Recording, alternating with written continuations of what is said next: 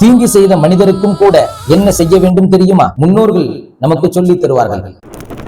அஹமது இப்னு ஹம்பல் ரஹ்மத்துல்லாஹி அலைஹி அவர்களை பற்றி சொல்லப்படுகிறது, மிகப்பெரிய நற்குணவாதியாக இருந்தார்கள். எந்த அளவிற்கு தெரியுமா? அன்ன ரஜுலன் அஸ்கலஹு, ஏதாவது ஒரு மனிதர் அவரை சங்கடப்படுத்தினால், அவரை கஷ்டத்திற்கு உட்படுத்தினால் என்ன செய்வார்கள் தெரியுமா?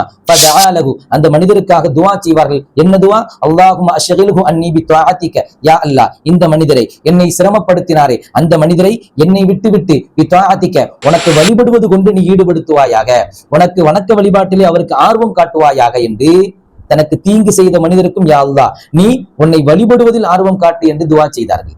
அனஸ் ரலியல்லாஹு அன்ஹு அவர்கள் சொல்வார்களே, ஏதாவது ஒரு மனிதர் உன்னை திட்டினால் நீ அவனுக்காக இப்படி துஆ செய். இன் குன்த சாதிகன் ஃபகஃபரல்லாஹு லி வ இன் குன்த காதிபன் ஃபகஃபரல்லாஹு லக.